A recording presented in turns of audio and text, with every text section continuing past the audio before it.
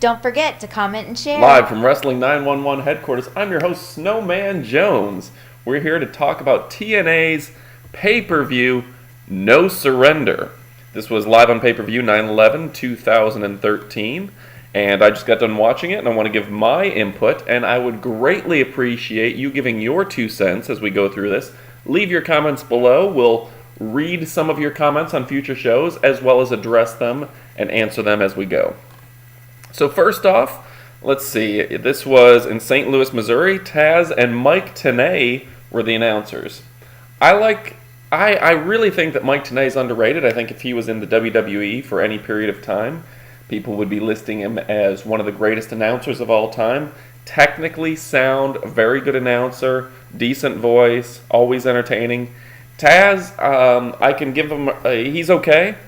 I think because I've heard so much of him over the years, he has some really good days, some really entertaining days, and some days where Taz just wants to be a pain in the butt. So, a good pair there, but I wish that they would save Taz, maybe only have him at pay-per-views where he doesn't come across as if he's just winging it, where he can do a little bit more prep and be a little more entertaining. The first match was Austin Aries versus the phenomenal one, AJ Styles. This is for the Bound for Glory Series semifinals. AJ Styles went on to win this match, and Austin Aries, I'll say, reminds me quite a bit of a young CM Punk. I think if he was to get into the WWE's developmental, polish up a few of his interview skills, polish up just a little bit about him, Titanize him, as they said. I know Hulk Hogan used to talk to the Giant, Paul White, and said, hey, you need to go to WWE and become Titanized so you can really become a next level star. And that's what he did. They sent him back down to developmental to work on some of the places that he wasn't shining, work on his attitude, work on a few little things, and eventually he got that Titanization, if you will, and he became that bigger star. AJ Styles won this match with the Super Styles Clash. And, you put these two guys in the ring, it's going to be a good match regardless. So kudos to TNA for pairing up two very talented individuals. You also had Bobby Roode versus Magnus. It's funny, they call him the It Factor, Bobby Roode. I don't think he has that It Factor that brings him to a level of guys like Steve Austin and Triple H. Yet. He's a very talented individual. He possesses a good ring presence. Kind of reminds me of a B-level Triple H. He's not quite up there yet. He's very talented, but they need to do something to individualize these guys. When people come to WWE, they usually get a makeover. And oftentimes it doesn't turn out for the best.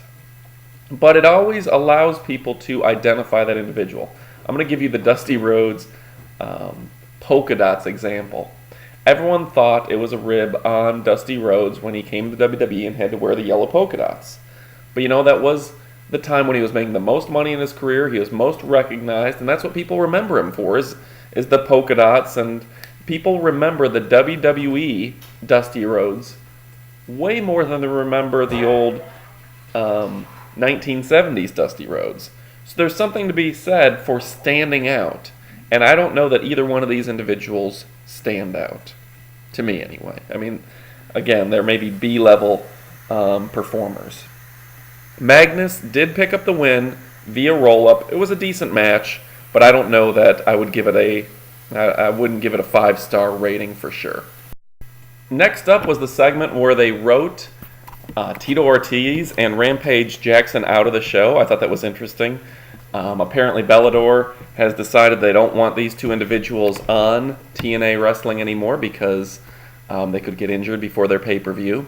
So they just told it like it is. Hogan and Dixie Carter came in and said that they've been told they can't use those two. I think that's an honest and fair way to write them out of the show. I will say that it's a big blow to Aces and Eights that essentially lost Mr. Anderson and Tito Ortiz in the same week. So now it's just Bully Ray and 3 essentially jobbers. And no offense to, I know Wes Briscoe, but he's not at that level yet, and hopefully someday he will be.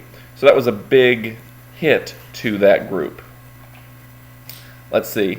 Next up, I believe we had the last man standing match, Bully Ray versus Mr. Anderson, which ultimately Bully Ray won with a lot of interference, including interference by Brooke Tessmacher. I think the person that's being helped most by this angle is Brooke Tessmacher.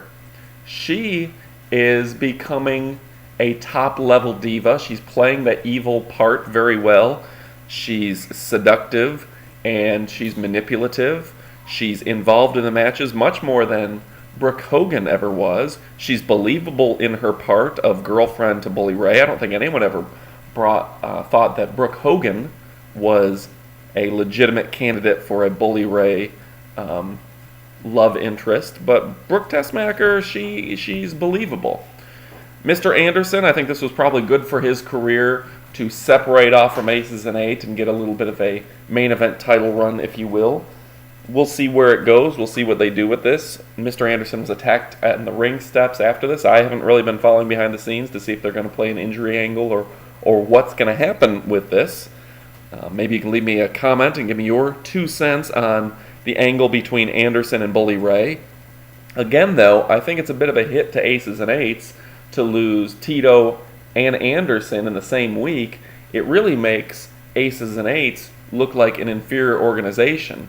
I mean, ultimately, that would be like the Four Horsemen losing Arn Anderson and Tully Blanchard in the same week, and that happened when those two guys, as the Brainbusters, went to the WWE, but it certainly doesn't do the group much good.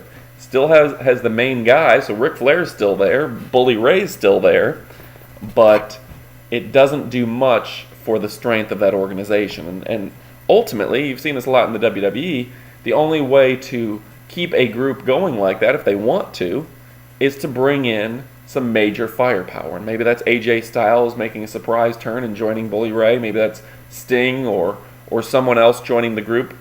I don't see that happening, but you'll have to give your 2 cents. What do you think is going to happen with Aces and Eights? Are they going to disband in the next few months? Are they going to get stronger?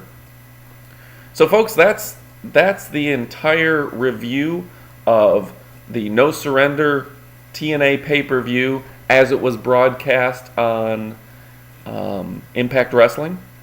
Please leave your comments, your 2 cents, and we'll reply in later episodes. Thanks for listening. Don't forget to comment and share.